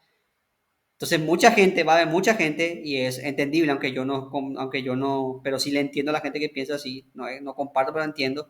Es entendible que la gente quiera que no se le robe, que quiera, entonces es entendible que la gente si tiene que elegir mano dura para, entendible que la gente va a querer un gobierno policíaco a cambio de poder ir y venir tranquilo, de poder vivir tranquilo. Yo no estoy de acuerdo con eso, pero les explico que es entendible. No sé si me estoy explicando bien. De hecho, profesor, que muchos gobiernos a la actualidad utilizan ese sistema. Acá mismo Nicanor, cuando estuvo en el gobierno, digamos como un bypass para el socialismo, abrió la puerta a la delincuencia para que se pida más protección, que haya más Estado, más presencia, más control, ¿verdad? Y con Lugo siguió lo mismo, para que el Estado se vaya agrandando, ¿verdad? Y para que la gente pida más seguridad, pida más protección, y así el Estado se va agrandando. Y en otros países hacen eso. Voy a dar un ejemplo que fue durante la pandemia. Durante la pandemia, Guamosi. Cristian, ¿hola? No, haciendo nomás demasiado cerca se tiró el compañero Juan Carlos. Más todavía, si hace memoria, la inseguridad antes no se publicaba. Estaba prohibido publicar porque era un Dalai Lama, ¿cómo es? Dalai Lama era el presidente en aquel tiempo, que si vos hablabas mal, hablaba de inseguridad, te metían bala. Eso es lo más seguro. Y más todavía cuando los varones de Itaipú y compañía son los que siembran la inseguridad, cuando ellos se llevan todo el fruto del pueblo que abona. Viene Guasmosi, pelan, ¿cómo es? El Banco Central del Paraguay, Rodrigo y compañía. O sea, venimos cosechando la inseguridad misma desde el gobierno que por 60 años estuvo en el poder. Y hubo un lapso de 4 o 5 años que ellos mismos siembran la inseguridad y no le dejaron terminar a un presidente socialista que aplicó la salud gratuita y hubo más ventajas para mucha gente que estaba pasando penurias, hambres y demás. Como acá dice, seguridad jurídica. O sea, es el gobierno mismo que ofrece la inseguridad para venderte la seguridad. Mira, te cuento de hecho que Stroessner ascendió por la inseguridad. Y eso la gente no comprende. Cuando la gente cuando estudia Stroessner dice, la dictadura, como si el paraguayo, pero ¿por qué? Aparte del Constituto Nacional del norteamericano, aparte de eso, ¿por qué Stroessner duró tanto tiempo? ¿Por qué duró? Acuérdense ustedes que en nuestra historia paraguaya nosotros tuvimos medio siglo de inestabilidad civil, guerras civiles. Nosotros de puro pedo ganamos la guerra del Chaco, porque tuvimos esa década estable gracias a la suba del algodón y eso. Tuvimos una década más o menos estable hasta el 47. Por eso pudimos sortear la guerra del Chaco desde el 30 y desde el 20 no sé cuánto hasta el 30 pudimos armarnos y rearmarnos para la guerra. Pero después todo el resto, toda esa década fue guerra civil. Yo te cuento de mi abuelo que comparte mi nombre, Ismael también se llama. Mi abuelo no era para nada chunista, pero él aplaudía porque él mismo decía que los chicos ahora regresan, cuando vino Stroessner, los chicos ahora regresan a los cuarteles, decía él, porque antes se iba la gente y no sabía si, de hecho las mamás lloraban todo cuando los hijos se iban al cuartel porque no sabían si iban a morir en una revolución, en una reyerta, en una guerrilla. Entonces, eso hay que entender, y yo no estoy, con esto no estoy defendiéndole para nada, no le estoy defendiendo a Stroessner, pero vos tenés que entender por qué el tipo duró tanto. Y acá es lo que dice Hobbes, porque la gente a veces, cuando está tan inestable la cosa, la gente es capaz de sacrificar su seguridad por la paz. Y yo no comparto ese pensamiento, pero ustedes tienen que entender por qué pasa eso. O sea, ¿por qué la gente pide mano dura con los asaltantes? ¿Por qué la gente pide...? Porque la gente está cansada de la inseguridad. Y es normal, o sea, todos estamos cansados de la inseguridad. Voy a otro ejemplo reciente que iba a dar justamente a la pandemia. Con la pandemia, ¿se acuerdan de que este grupo Lince estuvo con todo durante la pandemia? ¿Se acuerdan de eso? Que le hacían tortadas a la gente, le hacían... ¿Se acuerdan ustedes de eso?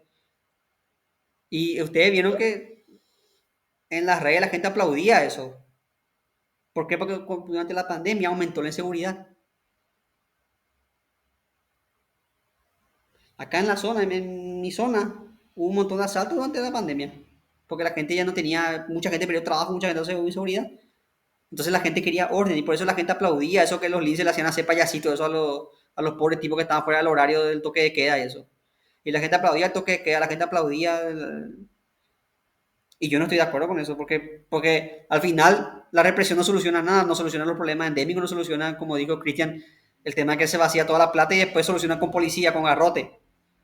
No se solucionan los problemas endémicos. Pero también comprendo que la gente quiera seguridad. Hay tanta gente que putea contra los derechos humanos por el tema de todos los asaltantes. Dicen, el asaltante tiene más derecho que yo.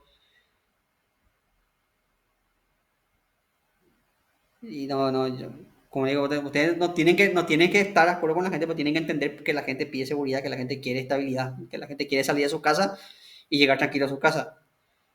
Y eso Hobbes entendía bien. Y Hobbes decía, porque Hobbes vivió la guerra civil, Hobbes vivió tiempo de inestabilidad e inseguridad, entonces Hobbes decía, tiene que haber mano dura para que se pueda poner, para que pueda seguir el poder, para que pueda estar. Permiso, profesor. Sí. Yo recuerdo que en la época de Nicanor, el Walter Bauer era el ministro del Interior y la gente clamaba por seguridad, por represión, por más presencia del Estado y el tipo salía a decir, vamos a pedir a rezar a la Virgen, pues ya no podemos hacer más nada, decía. La gente quería que la policía salga a las calles, que los militares salgan a patrullar. Y así es que, o sea, esa era una, ¿cómo se dice eso? Un experimento social que se estaba haciendo para incorporar otras formas de gobierno. Que después el que reclamó el compañero era que no terminó su mandato, nos iba a llevar a una venezolización del Paraguay. Y bueno, esa era parte de un experimento social que se estaba implementando. Todas la parte antigua de los policías fueron descabezados, los militares también fueron descabezados, profesionales con magnífica carrera fueron dados de baja porque sí nomás. Mira, eso de la milicia. Para dejar todas las nuevas camadas que sin orientación, sin vocación, sin profesionalismo todavía, ¿verdad?, sean más propensos a ser adscritos a cierta forma de procedimiento o de adherirse a un régimen que se estaba implantando. Eso de la milicia desde Rodríguez, desde Rodríguez se viene descabezando la milicia, desde Rodríguez. Y Lugo también hizo bastante en eso, ¿verdad? Lugo se tuvo el sumo en eso. Pues. Yo no me considero luguista, de hecho tengo varias críticas al gobierno. Pero sí, como dijo el compañero, sí hizo algunas políticas sociales, eso sí estuvieron bien, pero también Lugo hizo varias macanadas. Bueno, el punto es, Hobbes decía eso, entonces Hobbes decía que la sociedad es un contrato. Para la paz, nosotros tenemos que crear el Leviatán, o sea, tenemos que darle el poder a una persona que tenga poder absoluto sobre los otros, porque es mejor, decía Hobbes, la tiranía de uno que la guerra contra todos, que entre todos. Entonces Hobbes decía, Hobbes era el dilema para Hobbes no había duda, era sacrificar la seguridad por la paz. Y con esto se funda la teoría del contrato social. La sociedad natural no existe, la sociedad es un contrato, es algo que se hace para beneficiarnos mutuamente, o sea, en el caso de Hobbes por la paz. Y para Hobbes la sociedad es necesaria, ¿por qué? Porque el hombre es malo por naturaleza. Si no hay sociedad, nosotros nos vamos a matar todos entre nosotros. Entonces tiene que haber mano dura, tiene que haber leyes, tiene que haber castigo para los delincuentes, porque si no, no va a funcionar. Entonces, al poder hacer todo lo que quieren, la sociedad no anda, entonces tiene que haber ley, tiene que haber mano dura. Entonces, por eso la sociedad, porque la sociedad tiene que existir porque el hombre es malo por naturaleza. Después va a venir John Locke, el fundador del liberalismo, va a decir que no, que el hombre no es ni bueno ni malo, que el hombre se ocupa más de sí mismo que de pelearse con otros. Para John Locke el hombre no es que era malo, sino que el hombre es emprendedor, vamos a decir, o sea, que el hombre se preocupa por trabajar y por subsistir. Yo no me voy a estar ocupando en pelear contra otros, sino que voy a estar preocupado en conseguir comida, agua y necesidades básicas. Eso decía John Locke. No es que el hombre es malo. Tampoco es bueno, sino que se busca subsistir. El hombre lo que busca es subsistir. Y para subsistir mejor, el hombre apela a la sociedad. Entonces, para John Locke, el contrato social es para salvaguardar la propiedad privada. En cambio, para Hobbes, el contrato social es para evitar que nos matemos entre todos. Y después va a venir Rousseau. Y Rousseau vamos a hablar después de Rousseau, pero ahora lo voy a adelantar un poquito. Va a venir Rousseau y va a decir que no, que el hombre en realidad es bueno por naturaleza, que el hombre de naturaleza era una persona buena, que no le hacía nadie a nadie, que todo vivía en armonía entre todos, hasta que vino la sociedad y la sociedad le hace malo.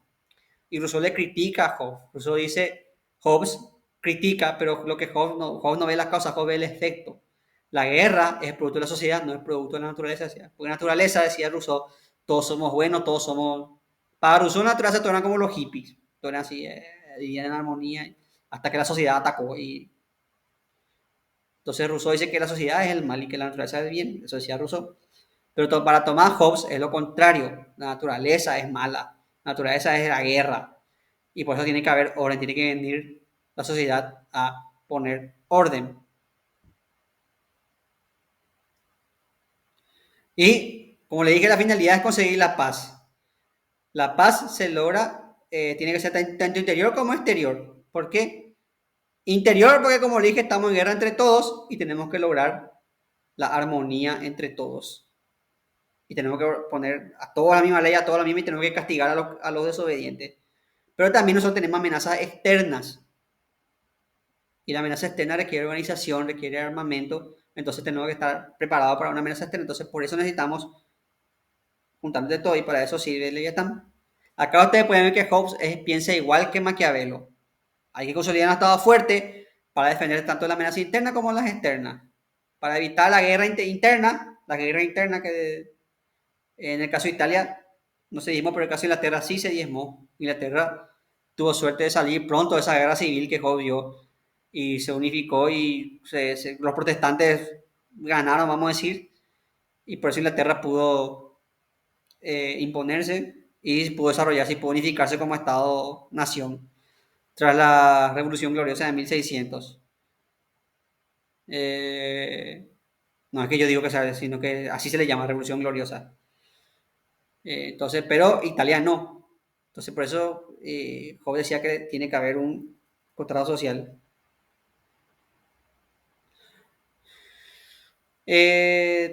Thomas Hobbes decía que el poder supremo puede ser de una asamblea o de un individuo. Pero Thomas Hobbes decía que es mejor que sea un individuo porque una asamblea son varios y ahí hay varios intereses, entonces puede haber otra vez una guerra.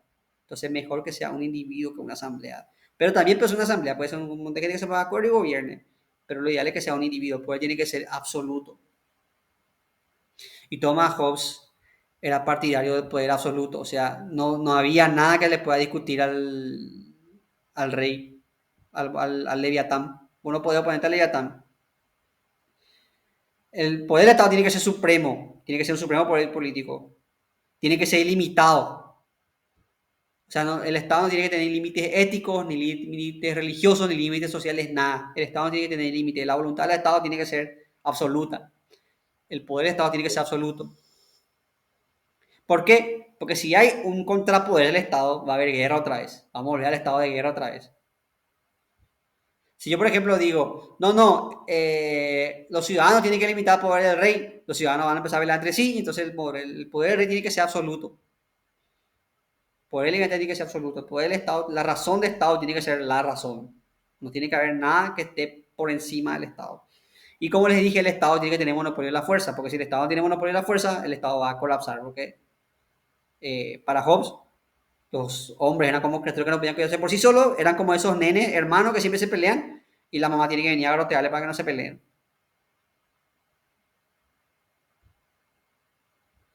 Eso nos lleva a Rodríguez de Francia, profesor.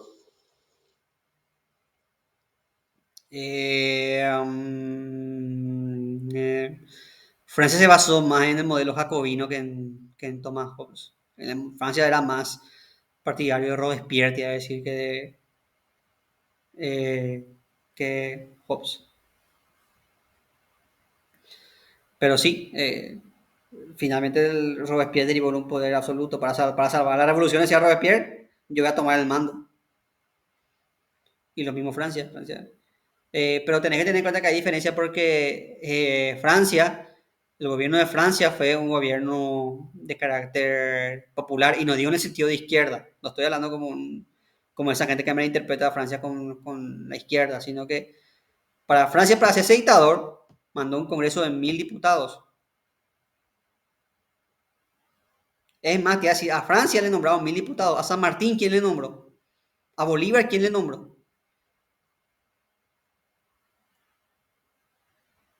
Nadie. Ellos otros nombraron.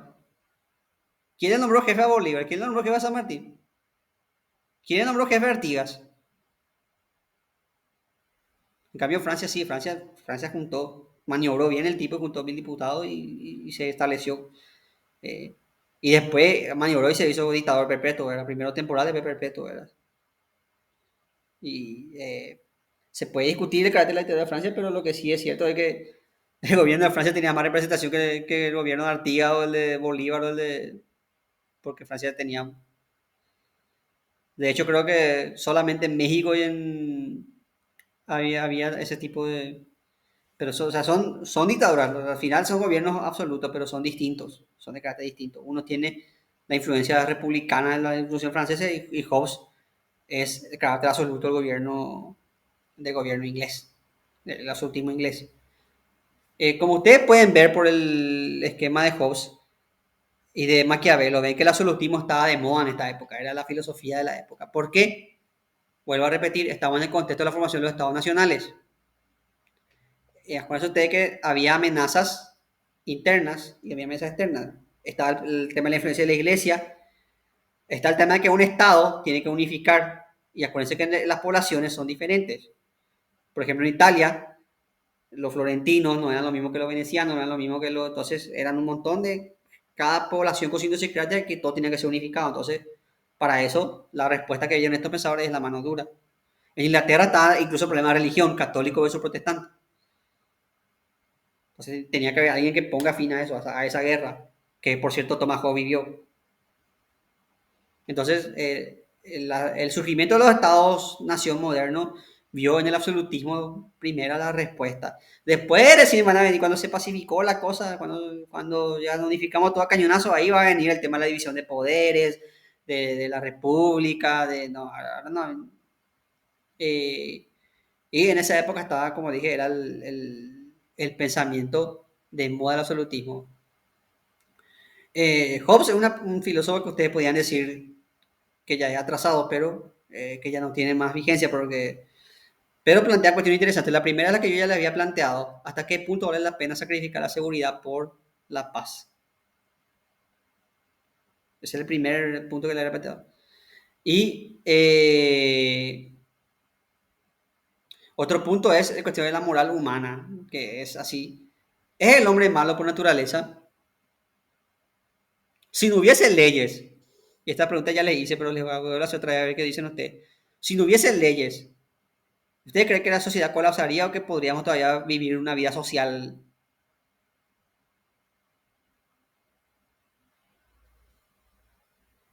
Actualmente ya es imposible. Usted, por ejemplo, Yo creo que sería, Jorge. yo creo que sería imposible, profesor. Me quedé luego pensando con esa pregunta que nos hiciste de si vale la pena Ujú. renunciar a la libertad por la paz o al revés. Y, y creo que, o sea, difícil no era el problema, pero creo que si hay absoluta libertad para todo el mundo, no va a haber paz y se necesita de un Estado con leyes para Sí. que se limite, ¿verdad?, la libertad o se gestione de alguna manera, para que haya paz. Ahora, el problema que Job no vio es que un estado absoluto, un estado todopoderoso, tampoco te va a dar paz. Pues no vas a poder ir tranquilo en un estado todopoderoso. ¿Por qué? No Porque te deja, Cristian. no te deja pensar esa clase de método de gobierno. Sí. No, no eso, sino que en un estado poderoso cualquier día puede ser vos. En un estado donde hay una institución que tiene todo el poder, si el presidente quiere tu casa, va a tener tu casa. Ah, mira qué linda la casa, yo quiero esta casa. Plan, ya va a venir ahí. ¿Y quién le va a querer? ¿Cómo le hace así que no? ¿Cómo te vas a oponer vos al estado todopoderoso? Y esto nos lleva a una cuestión. Expropiese. Exactamente, expropiese. Esto ahora pertenece al Estado. Como suena a gringo, ese será chocante. Acá a eso quería llegar. Me encanta que se haya esta dirección. ¿Qué tanto poder tiene que tener el Estado? Esa es una cuestión que hasta ahora es así. Siempre se Porque, tiene que establecer límites. porque hay gente, por ejemplo, los liberales así de pura cepa dicen, Sí. eso vamos a volver a, cuando veremos liberalismo, vamos a volver a ver eso. Los liberales de pura cepa dicen, el Estado no tiene que tener poder, porque el Estado te ideologiza, el Estado es ineficiente, el Estado es corrupto, el Estado bla, bla, bla, bla. Todo tiene que ser, El estado mínimo. sí. Pero pues están los gente más socialista que te dice que el Estado tiene que tener poder, porque sin el Estado, entonces el gobierno que arbitra el que tiene plata, y el que tiene plata tiene mejor escuela, tiene mejor, entonces no hay igual de posibilidad para todos, entonces tiene que haber un Estado que le dé la posibilidad a todos, entonces el Estado tiene que tener poder, el Estado tiene que ser el ente regulador. Profe, se me ocurrió un ejemplo. Adelante. En las redes sociales, por ejemplo, vi hace poco que en ABC creo publicaron unas grabaciones de este diputado, senador Carlos Portillo, de unas conversaciones que tuvo ahí con no sé quién, era una matucia que estaba haciendo. Y eso, por ejemplo, es una invasión al derecho de privacidad, ¿verdad? Sí. Que el Estado tiene libertad para hacerlo, o no sé si está todavía legislado eso, pero en ese caso, por ejemplo, creo que conviene que el Estado tenga libertad para hacer eso, porque sale a la luz pues lo que es injusto para la sociedad. Me encanta lo que planteaste, el tema de la privacidad, porque ahí está la libertad, el tema de la libertad. Pero ¿qué tal si te digo que ahora no solamente el Estado es el problema climático, sino que, por ejemplo, ahora nosotros todos tenemos red, todos tenemos teléfono. Tigo, la empresa Tigo, por poner un nombre, puede ser vos, puede ser, tiene más datos de una persona, de un ciudadano promedio de acá de Paraguay, de lo que la Stasi era la policía de la Alemania comunista, la policía política de la Alemania. La Stasi no tenía tantos datos de cada persona como Tigo tiene de nosotros. Tigo es una empresa privada. Para hacer un perfil geográfico, la Stasi te tomaba un mes. Ah, este se va a tal café, ellos en un mes te hacían un perfil geográfico. Tigo te puede hacer eso al toque. Tigo mira, ve por dónde se fue la señal de tu teléfono y dice, se fue por acá, se fue por acá, se fue por acá, se fue por acá. Se va a filosofía, puede volver a su casa, se va a comprar en el Biggie que está acá en 11 de septiembre. Y lo peor es que vos accedes a eso, porque cada vez que vos descargas Google y te dice, Google quiere acceder a tu ubicación, así le das y... Entonces, ahora, ¿quién es el Leviatán ahora?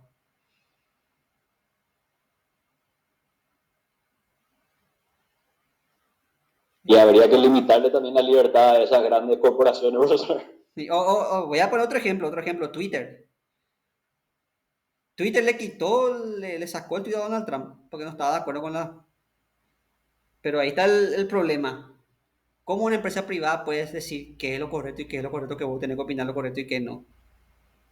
Yo no soy partidario de Trump, de hecho Trump me parece un tipo desagradable.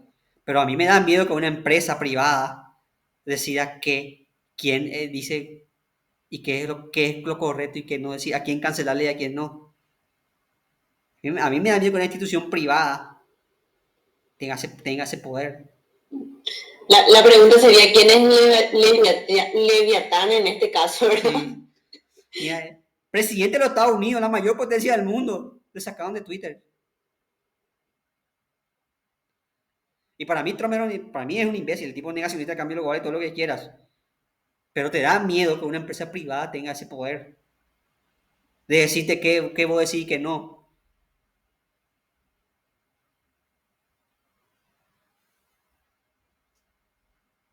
Y vos decís, nada, pero profe, ellos firman las reglas de la comunidad, todo sí, te entiendo. Pero ¿qué poder le damos a esa gente?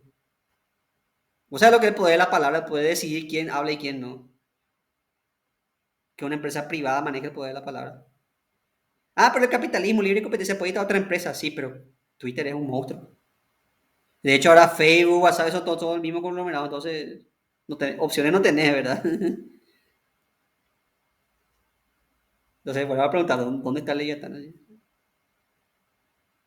Después también otra cuestión que plantea Hobbes, que otra cuestión importante es que el poder hace la fuerza. Para Hobbes, la palabra vale cuando está respaldada por la fuerza, entonces el poder hace la fuerza. Si vos querés imponer, tú no te tenés que tener fuerza. Entonces, que por cierto tiene bastante sentido lo que dice porque siempre los países disponen por la fuerza de la arma, la fuerza, pero la pregunta es, ¿estos no conducirían a la ley del más fuerte otra vez?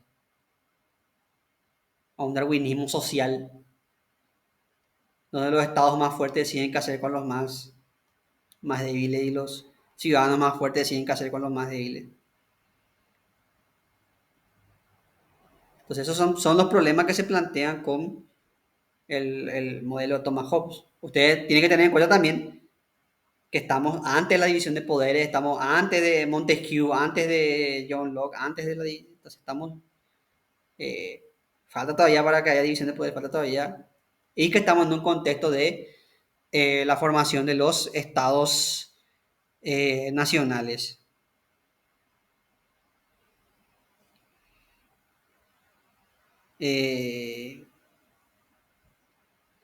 Otro tema es que también, que tampoco tuvo en cuenta Hobbes, es que Hobbes decía que el poder absoluto es para que la sociedad funcione. O sea, tiene que haber un poder absoluto pero lo que no sé si se llegó a preguntar a Hobbes en algún momento es, ¿acaso el poder absoluto no corrompe absolutamente? Porque yo tengo poder absoluto, tengo monopolio de la fuerza, o sea, yo puedo hacer lo que quiero, yo puedo tener lo que yo quiero. Entonces ahí están dos cuestiones que les planteo. Es el poder justicia y si vos querés poner orden con el poder, no va a ser eso un mal otra vez que sea que el poder le corrompa a la persona que quiera poner orden. Acuerda cómo se utiliza. Iríamos Acuerda cómo se usa el poder.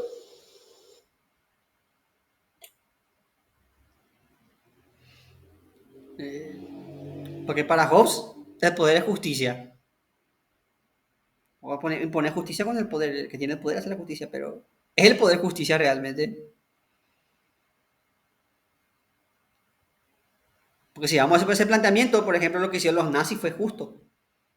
Los nazis tomaron el poder hicieron leyes, hasta fue legal, hicieron las leyes de Nuremberg. Hasta fue justo.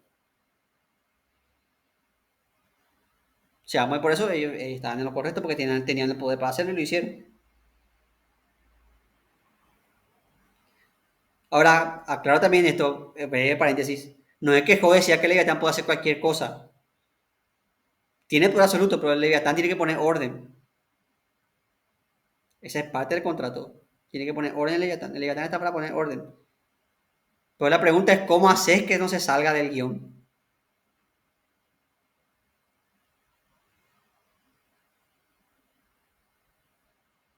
Porque vos le das poder a una persona, le decís, anda y pone orden. Pero ¿cómo sabes que esa persona va a hacer lo que vos le decís? Con reglas, pero las reglas están para corromper esas reglas. Pero vos no le puedes poner, según Hobbes, vos no le puedes poner regla al Leviatán porque el poder del Leviatán tiene que ser absoluto. Vos tenés que ceder. Es un contrato injusto porque vos tenés que ceder a él y él tiene la potestad absoluta. Vos tenés que dar tu parte.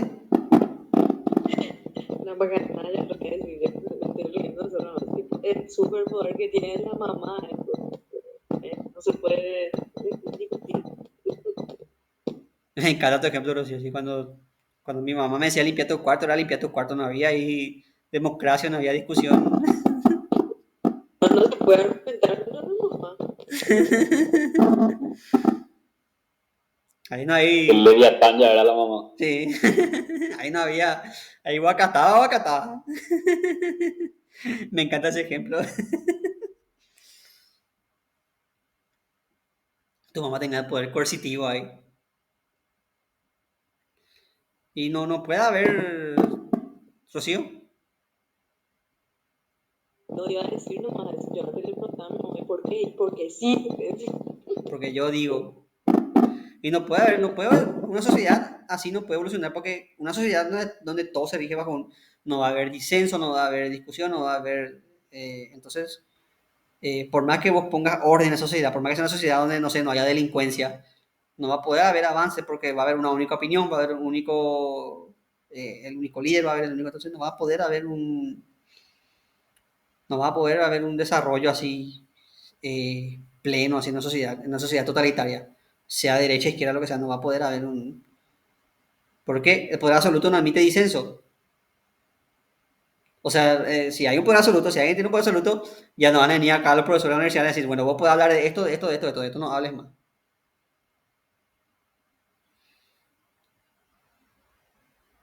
Y ya la historia se vale de una forma y la filosofía se vale de una forma.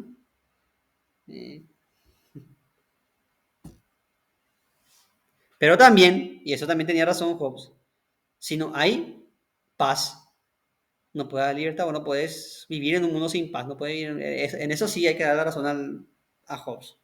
Sus métodos nomás son medio, o sea, él se fue por el extremo, ya se quería un orden absoluto, así, pero Hobbes tenía razón, en una sociedad de desorden, en una sociedad donde no hay ley, no puede haber paz, la ley está justamente para evitar que las personas pasen por encima de nosotros y que nosotros pasemos por encima de las personas.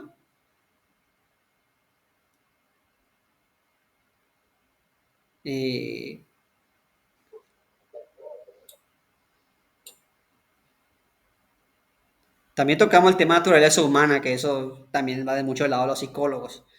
En esa época no estaba desarrollada la psicología, entonces hoy sabemos nosotros que no se puede hablar de una maldad humana. No se puede hablar así de que el humano es malo, tampoco se puede decir que es bueno, el humano es complicado, vamos a decir. Pero sí se puede hablar de que sí se puede hablar de que si vos le das la oportunidad al ser humano, el ser humano, como la historia demostró, el ser humano puede ser bastante cruel. Pero, y acá corríjanme los que saben del tema, en psicología ya está desfasado hablar del tema de la maldad o la bondad humana, ya no puede hablar de que el humano es malo por naturaleza, como decía Hobbes. En el campo de la psicología eso ya está totalmente desfasado. No existe una maldad natural. Profesor, se hizo un experimento en una universidad que no recuerdo ahora, donde se dispuso de un dispositivo eléctrico, donde le decían le ponían en un cuarto a una persona pinchada con unos con electrodos, ¿verdad? En otra pieza, desde otra pieza, así con una, ¿cómo se llama esa cámara Gesser? Sí. Para que venían los estudiantes, los voluntarios, y era todo un simulacro. Ahora le decía que esto es tantos voltios, ¿verdad? Y esto es lo que puede aguantar, hasta acá esto es leve y esto es más intenso. Esta es una descarga que, o sea, le puede llegar a matar. El Y el experimento de tipo, Milgram. ¿eh? Ahí, Patricia. Y El experimento de Milgram. los tipos empezaban despacito, ¿verdad? Y cuidado, no te pases con eso, le aplicaba más electricidad, hasta que el tipo se iba de mambo y le aplicaba todo lo máximo que podía, supuestamente, ¿verdad? Pues era todo un simulacro. Y ahí yo no sé si la conclusión era que el hombre es morboso, que le gusta, no sé, es algo que le gusta ver sufrir al semejante. Parece que es un experimento que se hizo en una universidad. Patricia. Me encanta el ejemplo, Juan Carlos, porque es un experimento histórico demasiado importante en el sentido de que estaba esta discusión, ¿verdad?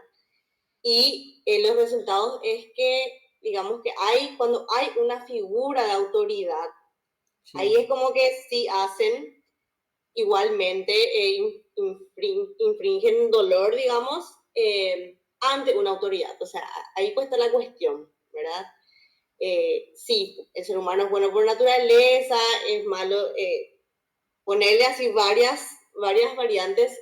Sin embargo, ¿qué pasa? O sea, hay un factor ahí externo, más allá de tus cuestiones éticas y morales, que es la figura de la autoridad. O sea, ahí también está, o sea, es importante esa figura externa, ¿verdad? La autoridad y la obediencia que tiene el ser humano. O sea, hasta dónde va a ser capaz de llegar obedeciendo. Y eso es lo controversial, digamos, finalmente, que es lo que pasó justamente en el campo de concentración también, ¿verdad? Lo que Ana Arendt llamó la banalidad del mal. Yo solamente sigo órdenes. Exacto.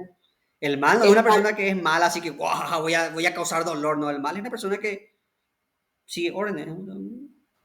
La banalidad del mal que llamó Ana Arendt. Tal cual, eso mismo es. Pero sí es bastante interesante porque plantea justamente esto que estamos hablando, ¿verdad? Quiero complementar que se hicieron otros 2 experimentos al respecto, con resultados nefastos los dos. Otro experimento que se hizo es el de la prisión de Stanford. Se usó la prisión y se le dividió a un grupo de voluntarios en 2. Vos haces policía o ladrón, policía, ladrón, policía, ladrón. Y enseguida se descubrió que los policías empezaron a maltratar al ladrón, a abusar de la autoridad, y que los ladrones se convirtieron en gente sumisa, en gente... Entonces ahí se vio cómo el poder coercitivo transforma a la persona. El que tiene poder se convierte abusador de la autoridad, y el que pierde su poder se hace una persona sumisa, receptiva. Sí. Y también hay otro experimento que también hay una película, Patty, que les recomiendo a todos ustedes, es el experimento de la ola. No sé si ustedes conocen la película La Ola. Es un profesor de ciencias políticas que les hizo la siguiente pregunta a sus alumnos. ¿Podrían los nazis volver? Y los alumnos, no, eso ya está desfasado, profe, las lecciones de la guerra ya se aprendieron, nadie más quiere otra guerra mundial. Bueno, vamos a hacer un experimento, dice el profesor. Y el profesor empieza con cosas simples. Primero le exige a los alumnos que se uniformen, camisa blanca, después que se paren cuando él viene y que se sienten, y después que hagan un saludo que era así, el saludo de la ola. Lo que sí que el profesor así de a poco fue formando un grupo disciplinado, un grupo, y al final al profesor se le sale ese experimento de control, porque después el grupo empezó a reprimir a los que no eran de la ola, empezó a hacer, básicamente el tipo hizo una SS en la escuela, o sea, generó un movimiento radical como las SA o las SS de los nazis. El tipo replicó el resultado y se le salió de control el experimento. Yo no soy psicólogo, pero sé que en estos días esos clases de experimentos están absolutamente prohibidos. Creo que si un psicólogo hace eso, se le va a quitar la licencia hoy en día, pero esas eran otras épocas. Era la década del 70 y cuando eso no había muchas leyes que prohibían este tipo de cosas, pero este tipo de experimentos, de hecho, hoy...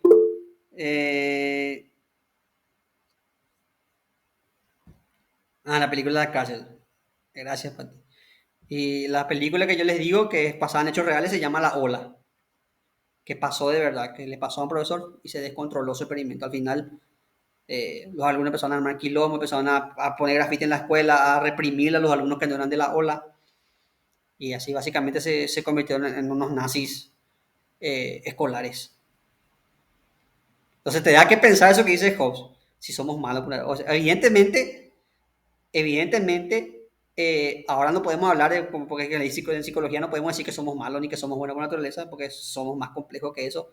Pero sí, como explicó bien Patricia, se sabe que bajo ciertas circunstancias, en ciertos entornos, en ciertas circunstancias, nosotros podemos desenvolvernos bastante mal y podemos hacer acciones muy malas. Entonces, en parte, podemos decir que Hobbes tenía razón, que la naturaleza humana es... Pero Hobbes generalizó y dijo que el ser humano es malo por naturaleza y que todos somos malos y que si no hay ley todos nos vamos a matar entre todos. Y no es así, el ser humano también tiene valor esas cosas, pero ya sabemos que sí, que somos capaces de hacer cosas terribles bajo ciertas circunstancias. Y eso está probado por estos 3 experimentos psicológicos que de lo que les hablamos. Bueno, entonces con estos planteamientos concluimos.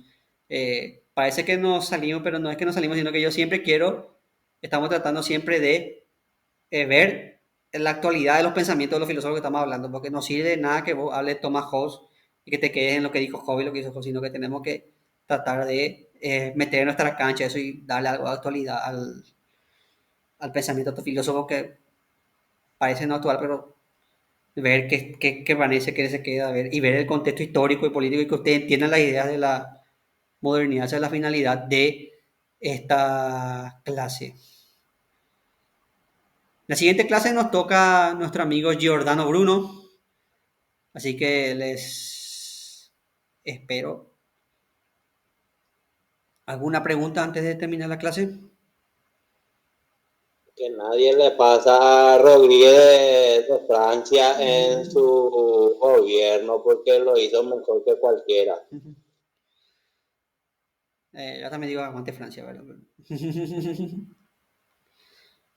Si bien no estoy de acuerdo con las dictaduras, sí que en ese contexto sí considero que por lo que le dije, porque fue algo que se resolvió entre 1000 diputados, ¿verdad? Pero bueno, el punto es ese. Para su tiempo, para su época y la situación, fue el elemento que surgió, como decía, ¿cómo se llama? La cuestión espontánea.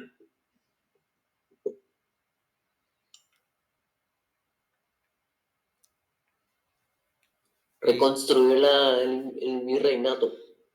Sí. Ahora yo, si me plantean que ahora había otros yo ni en pedo. Ahora no puede haber no puede haber un gobierno absoluto ahora. Ahí en ese, por contra era necesario, pero ahora si vas a eso, vas a... No puede haber un gobierno absoluto ahora. Ya tenemos que tener gobiernos democráticos. Los problemas de la democracia tienen que resolverse con democracia. Porque como les dije, el poder corrompe, como está demostrado por los experimentos. Entonces sí, a lo mejor hace falta que el Estado tome medidas fuertes, ¿verdad? Pero no creo que sea la solución la que planteó Hobbes, que es un poder absoluto que se llega por sobre todos los aspectos de la sociedad. Esa es mi opinión. Ustedes pueden diferir. Así mismo, profesor, yo creo que coincidimos. Yo por lo menos estoy de acuerdo con él. La democracia tiene su falencia también. Y por eso, claro que tiene falencia. Nosotros somos la prueba de eso. Gobiernos ineptos elegidos por... Pero no va con una mano fuerte, no hace solucionar esas falencias. Por supuesto que hay que tomar medidas fuertes, pero no puedes hacer un poder absoluto, no puedes plantear un poder absoluto como una solución. ¿Quién era que dijo, profesor, la libertad es una vigilancia, tiene el precio de la vigilancia perpetua? Los alemanes quemaron su parlamento y después vino el nazismo. Por eso yo tengo miedo, yo sinceramente tengo miedo cada vez que se dice que quemar el parlamento, yo tengo miedo. Porque los alemanes los alemanes hicieron eso y les fue de puta madre, o sea. Vino un señor con bigotito ahí. Pero mortal estaba Hitler también en ese momento. No, El quemó no dio nada del Congreso. Robaron todo ahí. O la guerra de la galaxia cuando Palpatine asume. La guerra de la galaxia cuando Palpatine, cuando Padme Amidala dice, así muere la democracia con un aplauso.